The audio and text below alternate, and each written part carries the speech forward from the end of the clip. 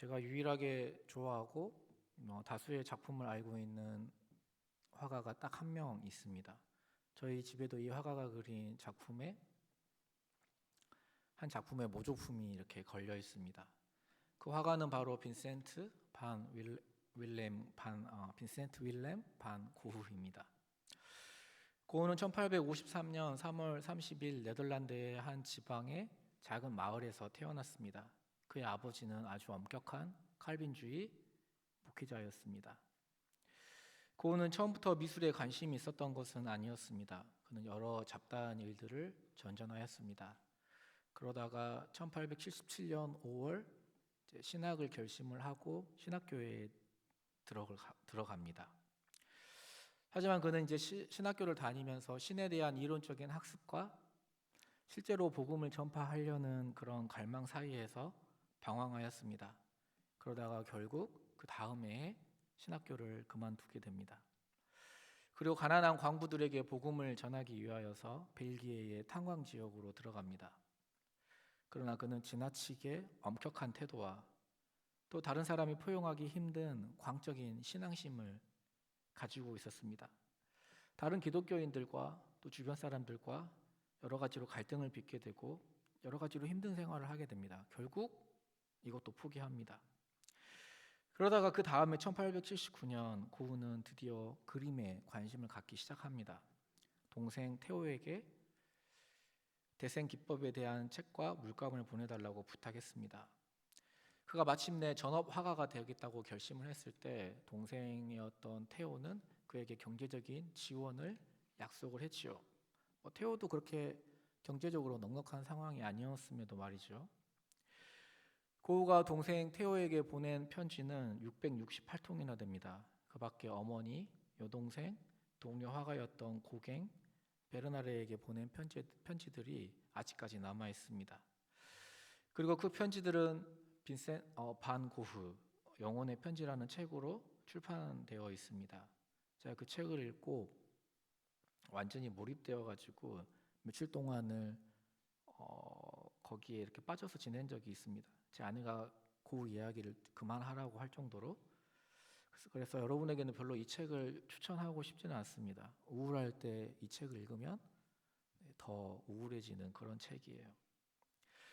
그의 삶은 정말 지독하게 외롭고 고단하고 실패한 그야말로 루저의 삶이었습니다. 그는 1881년에 본격적으로 그리기 시작하여서 1890년 요양원에서 자살로 생을 마감할 때까지 모두 879점의 그림을 남겼습니다. 37살에 파란만장한 삶을 사는 동안 지독한 가난에 시달리며 늘 고독했습니다. 특별히 여자와의 그 세 번의 사랑에 다 실패합니다. 제가 인상적이었던 건 두 번째 사랑이었습니다. 임신한 채로 매독에 걸려서 추운 겨울에 길거리에 방황하던 매춘부를 집에 데려다가 보호해 주었습니다. 그리고 그녀와 동거를 시작하였습니다. 그로 인해 아버지는 물론이고 원래 아버지와 사이가 좋지 않았는데 그 일로 더 틀어졌죠. 그리고 주변에 그를 도와주던 미술인들과도 관계도 다 멀어지게 됩니다. 그래도 고흐는 그녀를 계속 돌보아 주었습니다. 그녀가 아들을 낳았을 때는 마치 아빠와 같은 감격을 느끼기도 하였습니다. 그녀를 모델로 그리는 그림이 있는데 생기 하나 없는 그런 정말 매춘부의 그런 초상화는 제가 봤을 때 역설적으로 뭔가 사람 안에 있는 살아있는 감정과 생의 열정을 보여주는 듯 하였습니다.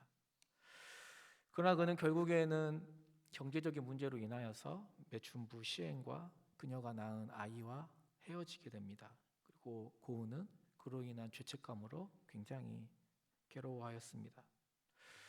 그 뒤로는 그야말로 광기라고밖에 표현할 수밖에 없는 그런 만큼 그림에 몰두하고 많은 작품들을 남겼지만 그가 살아있을 때 팔린 그림은 단 한 점으로 알려져 있습니다. 화가는 캠퍼스를 두려워하지 않는다. 언젠가 사람들은 내 그림이 물감 가격보다 가치 있다는 것을 알게 될 것이다. 사람들에게 인정받지 못했던 그가 남긴 말입니다. 그가 어디서 어떻게 해서 자신의 신앙을 잃어버렸는지 기록되어 있지는 않지만 만약 그가 하나님에 대한 신앙을 잃지 않았다면 그의 삶은 또 어떻게 또 달라졌을지 또 다른 삶이 되지 않았을까 상상해 봅니다. 사람에게 인정받는다는 것은 우리 인생의 목표가 될 만큼 우리 인간에게 가장 강력한 욕구 중에 하나입니다. 사람들에게 받는 인정들이 우리의 삶을 행복하게 하기도 합니다. 제가 전에 섬겼던 교회의 한 자매 중에 꽃지영이라고 불리는 자매가 있었습니다. 이름이 김지영이에요. 직업이 플로리스트이기도 하고 꽃처럼 예쁘게 생기기도 해서 꽃지영입니다. 제 인스타그램 팔로워 중에 좋아요가 가장 많이 붙는 사람이 바로 이 꽃지영입니다. 보통 게시물 하나에 좋아요 1000명 이상이 1000개가 넘습니다. 근데 내가 봤을 때는 내가 아는 진정한 꽃지영의 모습이 아니에요. 물론 예쁘긴 합니다. 그리고 성형을 해서 더 예뻐졌고요. 그래도 내가 알던 실제 모습과는 너무나 다른 사진들을 보면서 좀 묘한 마음이 듭니다. 그래서 꽃지영은 요즘 인스타에 푹 빠져 있는 것 같습니다. 자신이 올린 게시물 하나에 1000개가 넘는 좋아요를 보면서 얼마나 기분이 좋을까요? 한번 띄워주시겠어요?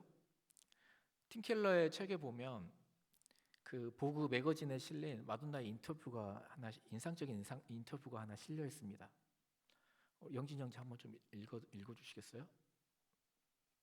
보그 매거진 마돈나 인터뷰 중에서 내 삶의 원동력은 이도저도 아닌 어중간하게 되는 것에 대한 두려움에서 나옵니다. 그게 항상 나를 끌고 나갑니다. 내가 거기에 사로잡혀서 계속 노력하다 보면 특별한 사람이 된 것을 보게 되지만 또 다른 일을 이어나가지 않으면 나는 여전히 어중간하고 맹숭맹숭한 사람이라고 느낍니다. 왜냐하면 비록 내가 무언가 중요한 사람이 되었다고 해도 나는 내가 여전히 중요한 사람임을 또다시 보여주어야 하기 때문에 그렇습니다.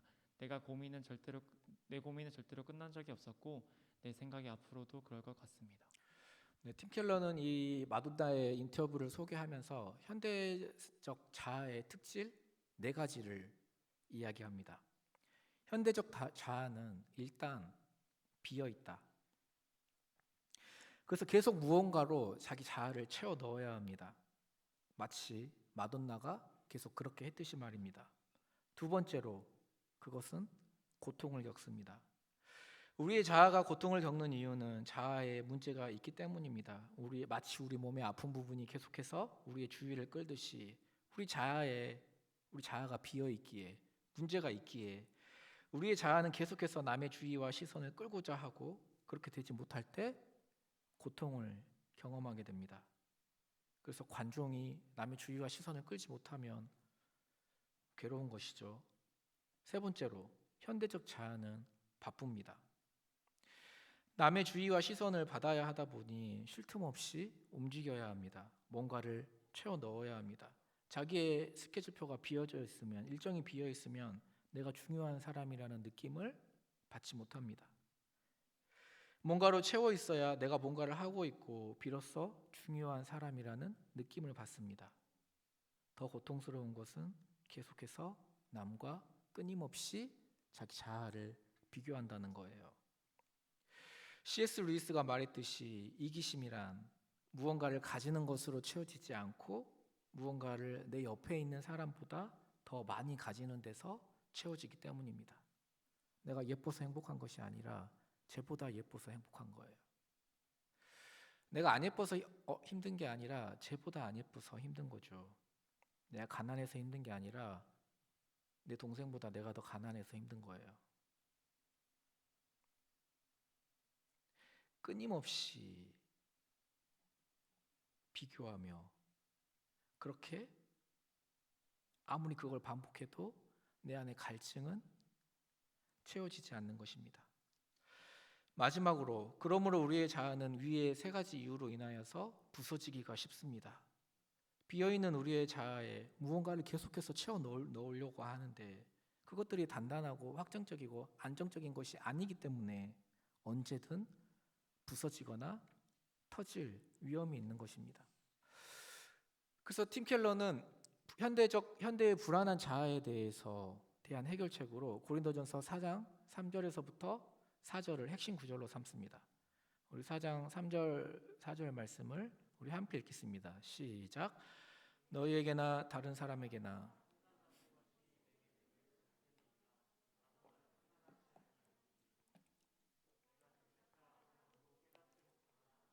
야마 의롭다함을 얻지 못하노라. 다만 나를 심판하시리는 주시니라. 이게 무슨 뜻입니까? 바울은 남들이 나를 어떻게 판단하는지, 남들이 자신을 평가하는 것에 별 관심이 없습니다.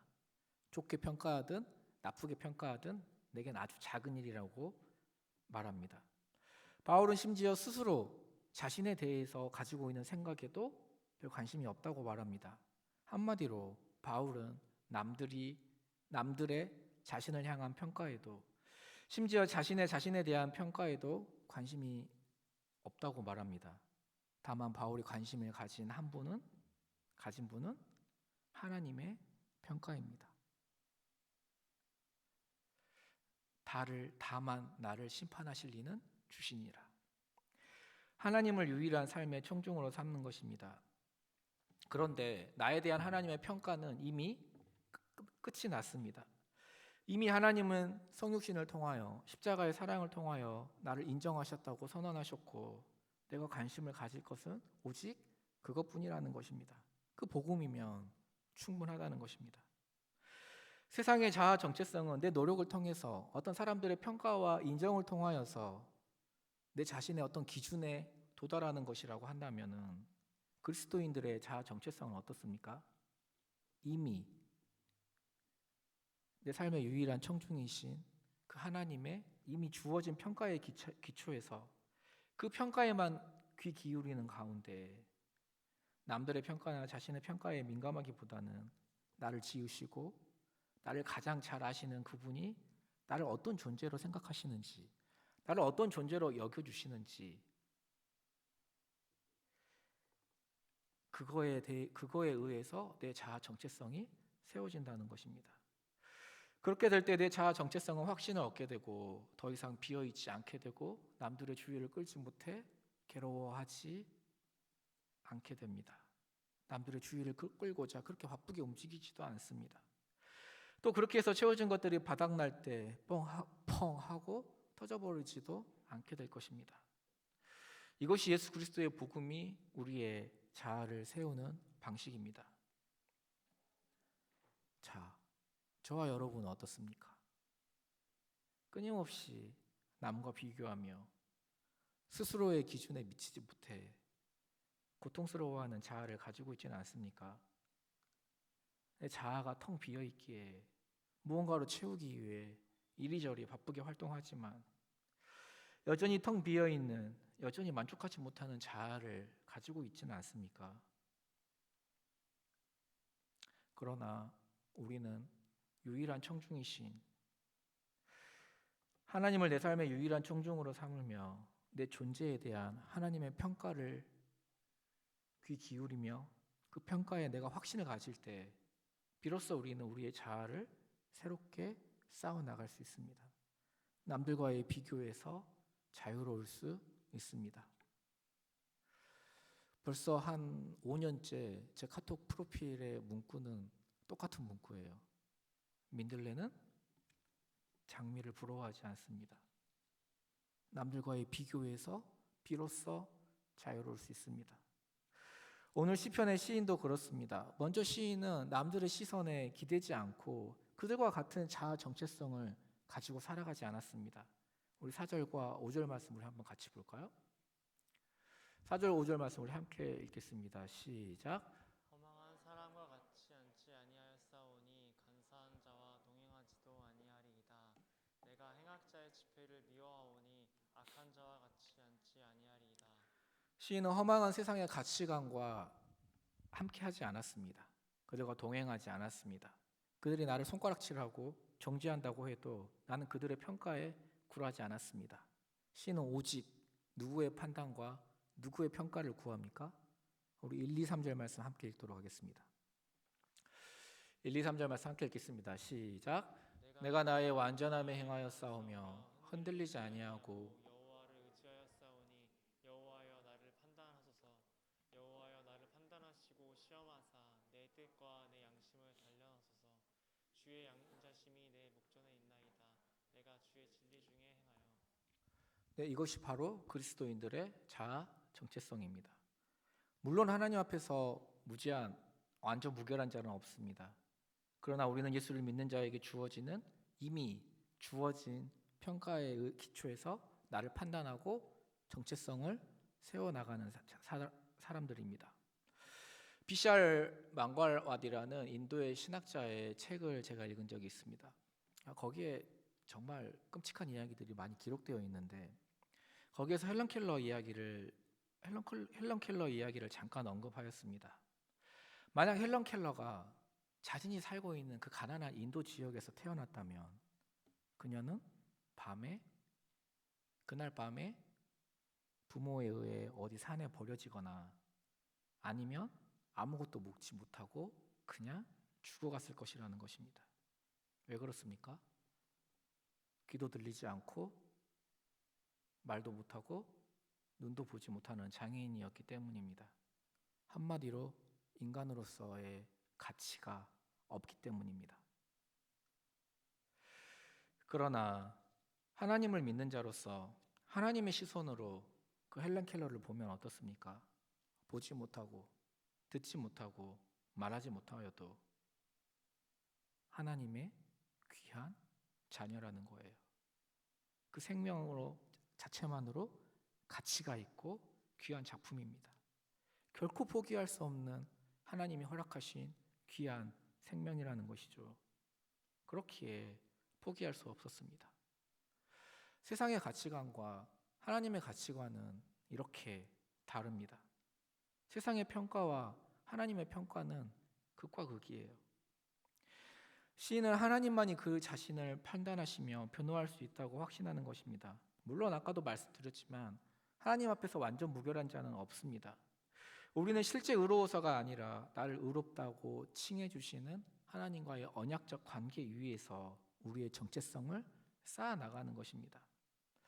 1절에서 나의 완전함, 이 탐임이라는 용어는 어떤 행위의 완전함을 의미하는 것보다는 하나님과의 관계 속에서 하나님이 인정해 주시는 법정적 측면에서의 완전함을 의미하는 것입니다.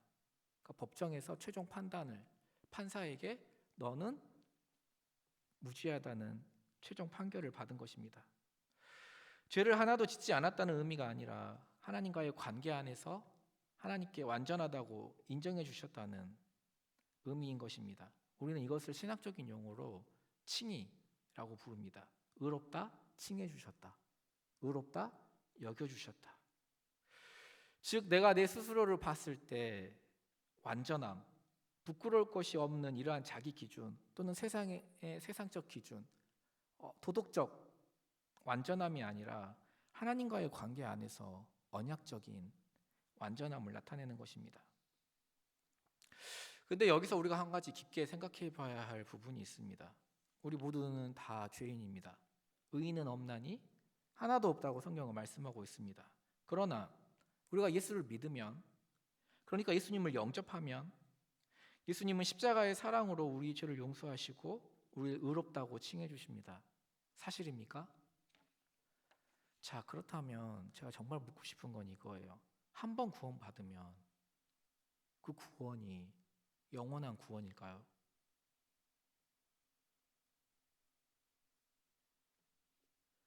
계속 죄를 짓고 살아도 그냥 계속 의롭다고 인정받는 것입니까? 예수 믿으면 우리에게 죄가 있음에도 불구하고 하나님이 의롭다고 칭해 주신다. 그러므로 그 구원은 하나님이 예정하신 것이기 때문에 한 번 구원받으면 영원하다. 정말 사실입니까? 잘 들으셔야 돼요. 저는 칼빈주의 목사예요. 근데 정말 공식처럼 우리의 구원이 정말 그렇게 이루어지고 있는 것일까요? 성경이 정말 그렇게 이야기하고 있습니까? 자, 잘 들으셔야 합니다. 또 저를 오해하시면 안 돼요. 저 분명히 칼빈주의 신학을 했습니다. 네. 한 번 구원받으면 영원한 구원일까? 우리는 정말 시인처럼 영원히 의롭게 되는 것일까? 이 질문에 현대인들은 yes 아니면 no로 답을 원합니다. 즉 정확한 공식과 정확한 교리를 원하지요. 하지만 신약의 저자들은 교리에 아무 관심이 없습니다. 이런 공식으로 구원을 그리고 예수님을 대하지 않습니다. 따라서 위의 질문에 대한 답은 예스냐 노가 아닙니다. 성서의 저자들은 현대의 소구인들이 아니에요.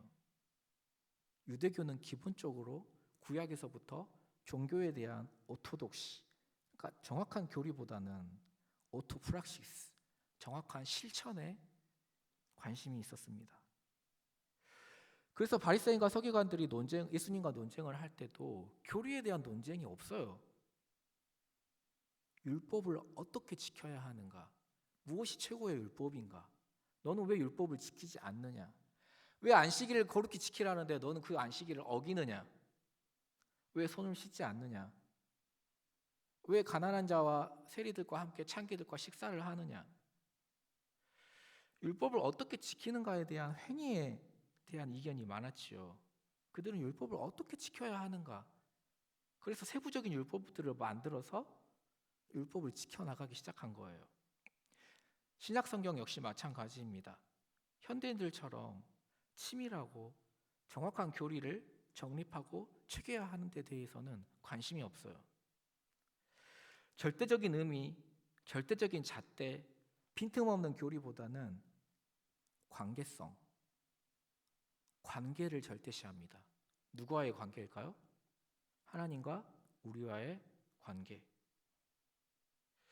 그래서 오늘 우리가 이야기한 칭의, 그리고 구원, 의, 은혜, 회개, 죄, 이런 모든 용어들은 사실은 신학적인 용어가 아니라 관계적인 용어예요.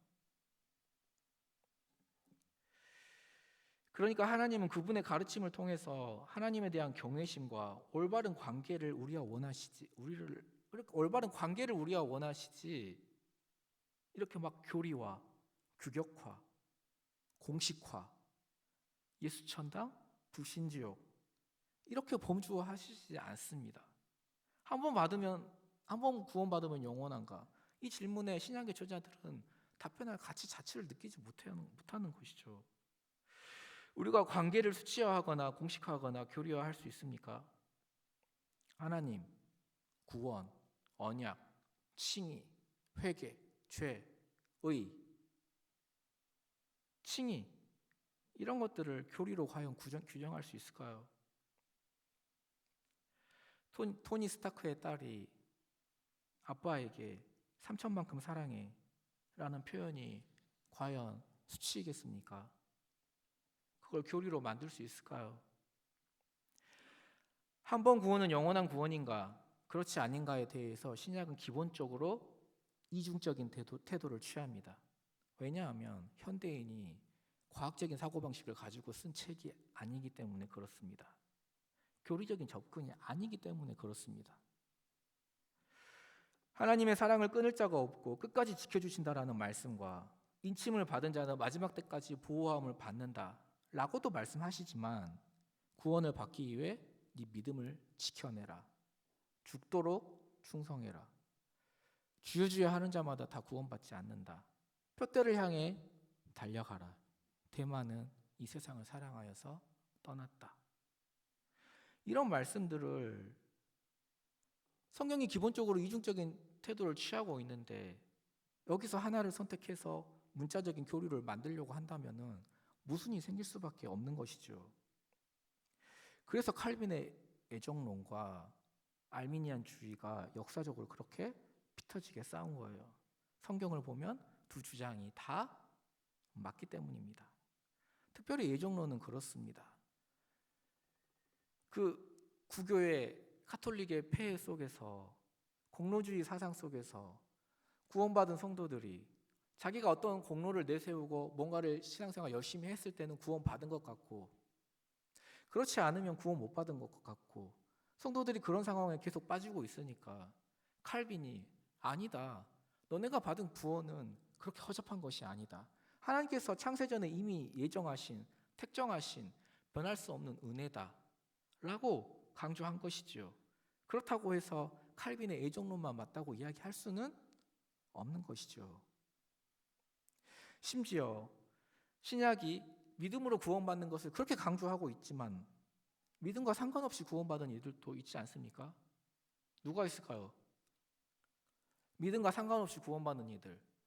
생각해 보십시오. 예를 들어서 세례 요한은 태아 때부터 이미 성령 충만을 받았습니다.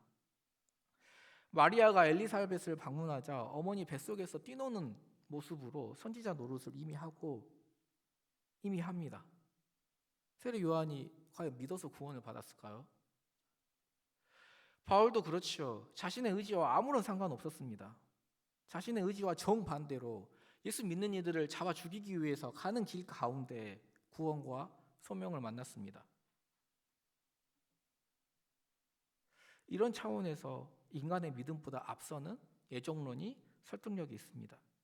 그렇다고 모두에게 이런 방식으로 구원과 소명이 임하는 것은 아닙니다. 하나님은 자유로우시고 우리도 자유의지가 있습니다. 관계를 공식으로, 규범으로 정할 수 없다는 것입니다. 자, 우리가 신약의 저자들에게 이런 질문을 던진다면 그들은 이렇게 대답할 것입니다.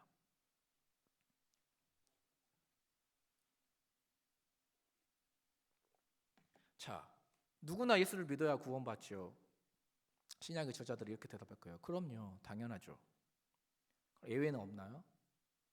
신약의 저자도 이렇게 대답할 거예요. 왜 없겠어요? 그거야 하나님 마음이죠. 이럴 수도 있고 저럴 수도 있는 거죠. 사람들은 성경을 문자적으로 읽기를 참 좋아합니다. 성경을 무슨 정확하고 치밀하게 길을 알려주는 매뉴얼처럼 읽습니다. 그러나 성경 묘사들 중 다수는 뭉뚱그림으로 쓰였고 매뉴얼로 사용하기 어려울 정도로 치밀성이 없어요. 지금 이 시대에 쓰여진 책이 아닌 수천 년 전에 그 시대 사고방식에서 쓰여진 책이기 때문입니다. 저는 문자적으로 믿고 성경대로 해서는 그 누구도 구원받지 못할 것을 확신합니다. 예수님의 명령 그대로 목숨을 걸고 좁은 길을 가는 이가 과연 얼마나 있겠습니까? 우리 나머지는 다 구원 못 받은 것입니까? 자기 어머니와 자기 가족, 자기 식구를 버리고 예수를 따르는 것은 누구에게나 가능한 일이 결코 아닙니다. 부자는 천국에 들어갈 수 없다는 것은 문자적인 가르침일까요? 돈에서 완전히 자유로울 수 있는 기독교인이 과연 몇 명이나 될까요? 구원의 조건으로 말하는 것이지만 사실 이런 것들은 지혜로운 행동 원리들이지 규정과 교리 혹은 치밀하게 법으로 정할 수 있는 가르침들이 아닙니다. 우리 성경 문자적으로 그대로 지키면은 여자들은 교회에서 떠들면 안 돼요.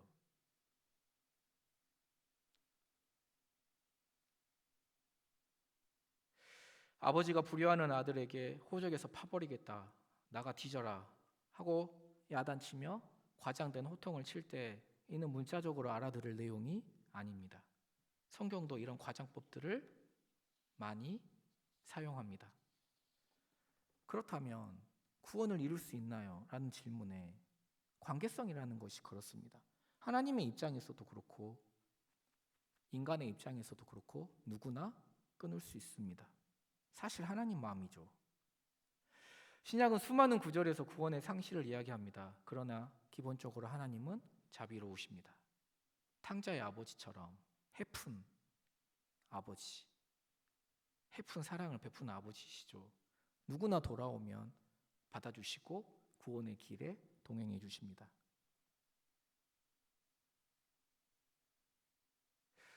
구원의 길은 히브리 방식에 따라 규격화되어 있지도 빈틈없이 교리화되어 있지도 않습니다. 왜냐하면 하나님과 우리 사이에 살아있는 관계이기 때문에 그렇습니다. 한 번 구원은 영원한 구원이냐 아니냐 이런 질문이 교리에 관한 것이라면 성경은 답할 가치 자체를 느끼지 못합니다. 초대교회는 주로 이스라엘의 운명이나 이방인의 공동체에 관한 질문을 합니다만 개인의 구원의 확신과 상실에 대하여는 교리적 질문을 던지지도 답도 하지 않습니다. 하나님의 뜻을 거역하고 사는 성도라면 구원의 상실에 대한 위험을 알아가며 주님을 신뢰하고 순종하는 성도라면 주님이 구원을 이루어 주실 것을 확신할 수 있습니다. 자, 한 분 구원은 영원한 구원인가에 대한 결론입니다. 한번 띄워주시겠어요? 자, 이것도 신약의 저자들에 대한 저자들의 답이에요. 자, 하나님의 인자는 끝이 없지요. 그럼요. 저는 의지도 연약하고 구원을 잃을까 봐 두렵습니다. 염려 마세요. 하나님은 자비로우시고 우리에게 성령을 주셨으니 반드시 지켜주실 거예요. 한 번 구원은 영원한 구원입니까? 배교하고 아무렇게나 살아도요. 말도 안 되는 소리 하지 마세요. 하나님은 그렇게 함부로 대하지 마세요. 그런 자들은 영원한 멸망을 경험할 것입니다. 신약에서 영원한 구원은 교리가 아니라 관계성에 대한 내용입니다. 예수 믿으면 구원받고 의롭게 여김받는다는 이 깔끔한 공식 하나로 오늘 본문을 바라보면 오늘 본문의 의미를 다 놓치는 것입니다. 자신을 감히 어떻게 완전하다고 표현할 수 있겠습니까? 내가 어떻게 흔들리지 않았다고 표현할 수 있겠습니까? 그렇지 않습니다. 시인은 하나님과의 언약적인 관계 속에서 살아있는 하나님과의 관계 속에서 하나님을 의지하며 하나님의 도우심을 구하고 있는 것입니다. 하나님의 평가만 내가 바라겠다는 것입니다. 우리 6절, 7절, 8절 말씀 함께 보도록 하겠습니다. 6, 7, 8절 말씀 함께 읽겠습니다. 시작. 여호와여 내가 무죄함으로 손을 씻고 주의 제단에 두루 다니며 감사의 소리를 들려주고 주의 기이한 모든 일을 말하리이다. 여호와여 내가 주께서 계신 집과 주의 영광이 머무는 곳을 사랑하오니. 시인은 주께서 계신 집, 곧 성전과 주의 영광이 머무는 곳을 사랑하였습니다. 죄를 미워하였고 그의 입은 감사의 노래를 전파하였습니다. 주님의 놀라운 일을 전파하고 믿음의 공동체가 있는 또 주의 영광이 머무는 곳에 있다는 사실이 못내 그를 감격하게 만듭니다. 그와 하나님 사이에는 살아있는 관계가 있었습니다. 우리 마지막 연 90, 11, 12 마지막 절 90, 11, 12절까지 우리 함께 보도록 하겠습니다. 시작. 내 영혼을 죄인과 함께 내 생명을 살인자와 함께 거두지 마소서. 그들의 손에 사악함이 있고 그들의 오른손에 나는 나의 온전함에 원하노니 나를 승용하시고 내게 은혜를 베푸소서. 시인은 은혜를 당연한 것으로 취급하지 않습니다. 의롭다고 완전하다고 이야기하면서도 나를 속량해 달라고 은혜를 베풀어 달라고 하나님 앞에 간절히 구하며 하나님의 임재가 머무는 성전을 사랑하고 그곳을 간절히 사모하는 시인의 모습을 우리가 볼 수 있습니다. 그는 예수 믿으면 구원받는다는 공식이 아니라 진정 하나님을 사랑하며 진정으로 하나님을 예배하는 관계 속에 있었던 것입니다. 우리의 모습은 어떻습니까? 깔끔한 신앙 공식 몇 개로 신앙생활을 규정하며 그 안에서 안주하고 있지는 않습니까? 하나님과의 관계는 어떻습니까? 하나님은 그냥 도깨비 방망이처럼 내 필요를 위해, 내 행복을 위해 존재하시는, 아니면 쓰레기장처럼 내 더러운 양심 처리장으로 그렇게 사용하고 있지는 않습니까? 예수 믿으면 구원받는다는 교리가 아니라 하나님과의 살아있는 관계로 여러분과 하나님과의 구원을 한번 생각해 본다면 여러분은 과연 지금 죽어도 천국에서 눈뜰 확신을 가지고 살고 계십니까? 한마디로 구원의 확신을 가지고 살고 계십니까? 제가 지난번에 믿는다는 거에 대해서 다시 한번 정의를 해드렸는데 도대체 예수를 믿는다는 것이 무슨 뜻일까요? 무엇을? 어떻게? 어느 정도 믿는 것이 도대체 믿는다는 의미일까요? 확신 없이, 의심 없이, 흔들림 없는 믿음을 말하는 것일까요? 아니면 I believe so, 그냥 나 믿어, 그냥 입으로 고백하는 믿음을 의미하는 것일까요? 이것도 과연 믿음이 좋다 나쁘다, 이 정도까지 믿음은 와야 구원받는다, 아니면 아주 이 정도 작은 믿음만 있어도 구원받는다, 이렇게 좋다 나쁘다 수치화시킬 수 있을까요? 저는 이번에 이석증과 공황장애를 겪으면서 죽음에 대해서 많은 생각을 하게 되었습니다. 원래 공황장애 발작이 오면 죽을 것 같은 그런 고통이 들어요. 제가 공황장애 걸렸다고 하니까 제 사촌 형이 연락이 와서 자신은 공황장애로 2년 동안 고통을 겪었는데 어떻게 죽는 것이 가장 빨리 고통 없이 죽는 것일까를 날마다 고민했다고 합니다. 여기 창신동에 창신교회가 서초동으로 이사를 했죠. 그 창신교회 담임 목사님으로 계시다가 예수향당교회를 개척하신 정갑신 목사님은 목회하면서 공황장애와 우울증으로 인하여서 베란다에서 뛰어내리고 싶은 충동 때문에 절대 혼자 있지 않았다고 합니다. 옆에 사모님이 24시간 동안 항상 목사님 옆을 지켰다고 합니다. 저는 그 마음이 너무나 이해가 됩니다. 하나님 앞에 살려달라고 기도했지만 아무런 다른 기도를 할 수가 없어요. 살려달라는 기도밖에 할 수 없었지만 결국 시간이 지나자 차라리 그냥 죽는 편이 낫겠다는 생각이 들었습니다. 이 아침이 오기 전에, 해가 뜨기 전에, 아침을 맞기 전에 저를 이대로 데려가 달라는 기도가 나오더군요. 그러다가 안방에서 자고 있는 아내와 두 자녀가 생각이 났습니다. 나 없으면 저들은 어떡하나. 나를 위해 기도하는 저 사람들 어떡하나. 그리고 내가 지금 나가봤자 우리 집이 3층인데 3층에서 뛰어내려봤자 10층까지 올라갈 힘도 없겠고. 다시 기도를 바꿨습니다. 살려달라고. 상태가 좀 괜찮아지자 회개 기도가 나오기 시작했습니다. 어렸을 때부터 지금까지 지은 모든 죄, 남에게 상처 준 거, 목회자답게 살지 못했던 것, 말과 삶이 달랐던 것, 음란한 것, 교만한 것, 모든 죄를 회개했습니다. 내가 용서를 구할 자가 있으면 전화 걸어서 용서를 구했습니다. 그러면서도 마음이 불안한 거예요. 왜냐하면 같은 회개를 계속 반복하고 있는 것입니다. 그러다 보니 회개도, 내가 할 수 있다는 회개도 너무 형식적으로 하고 있는 것 같다는 생각이 들었습니다.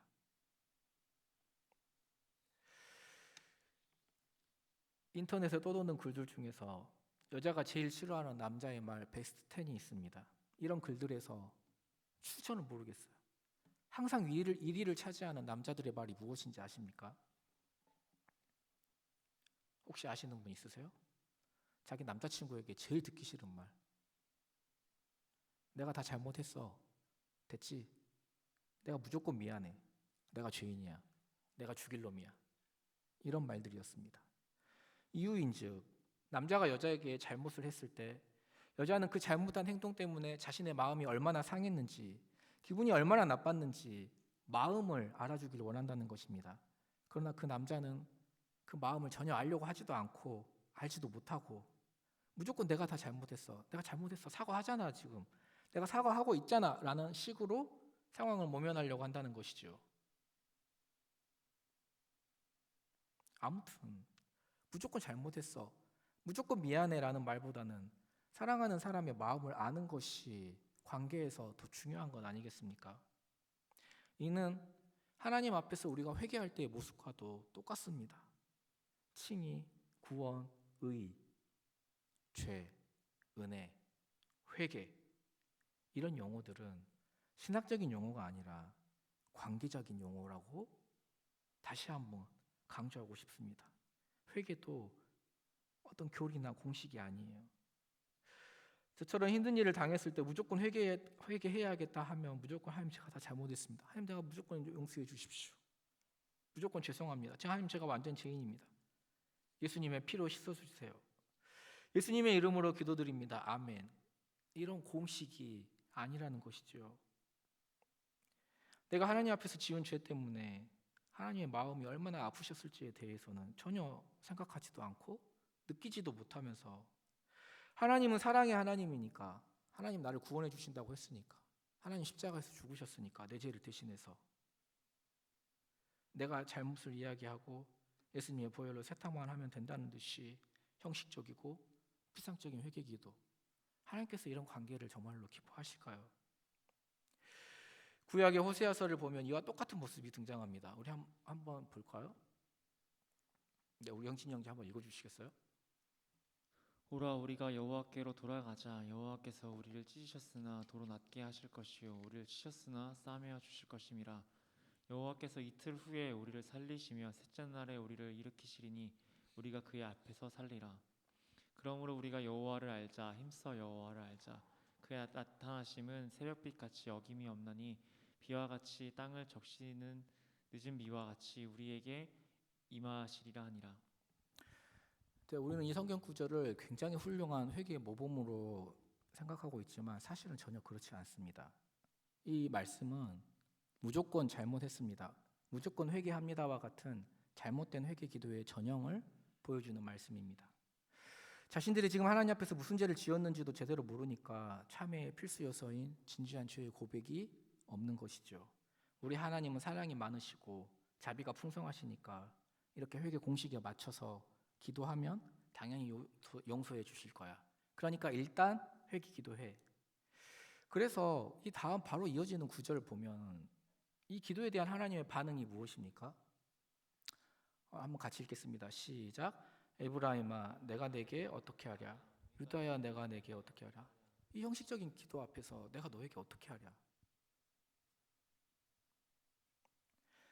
제가 회개 기도를 하다가 기도를 바꿨습니다. 좀 더 하나님과 뭔가 살아있는 관계 속에 있는 어떤 기도를 좀 더 깊이 있는 기도가 하고 싶었어요. 사실 매일 집에 누워있으면서 할 것이 아무것도 없었습니다.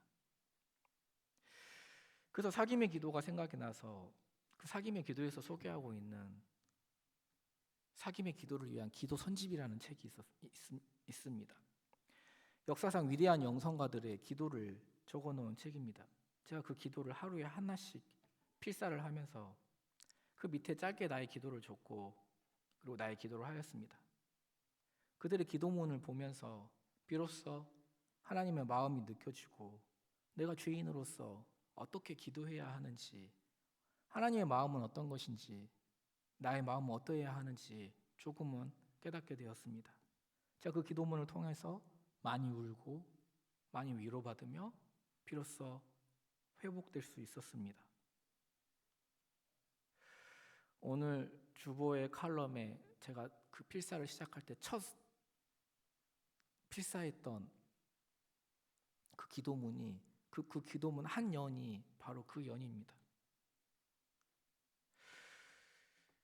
관계는 빠져버리고 이런 것들이 회개나 칭의나 구원이나 죄나 은혜 이런 것들이 교리로 공식으로만 내 머릿속에 존재할 때 우리는 예배당만 왔다 갔다 하는 종교적인 신앙인이 되는 것입니다. 시인은 온전한 관계 속에서 자신의 완전함을 주장하고 하나님에 대한 사랑을 고백합니다. 주님께 흔들림 없는 길을 걸어갈 것을 다짐하며 구원의 은혜를 간구합니다. 말씀을 맺겠습니다. 사람의 인정이란 공정하지도 않고 불변하지도 않습니다. 늘 불안해요. 연예인들이 공황장애에 많이 걸리는 이유가 무엇입니까? 사람들의 인정은 끊임없이 변하기 때문입니다. 그래서 늘 불안할 수밖에 없지요. 하지만 하나님은 우리가 죄인 되었을 때 우리를 먼저 사랑하시고 십자가를 지시고 먼저 인정해 주셨어요. 우리의 어떠함이 아니라 내 존재 자체로. 하나님은 자신을 사랑하라고 먼저 말씀하신 것이 아니라 믿으라고 말씀하셨습니다. 주 예수를 믿으라. 그리하면 너와 내 집이 구원을 얻으리라. 우리가 하나님을 사랑할 수 있는 능력이 없다는 것을 주님은 너무나 잘 아셔요. 그래서 어떻게 말씀하십니까? 나를 사랑하라가 아니라 나를 믿으라고 말합니다.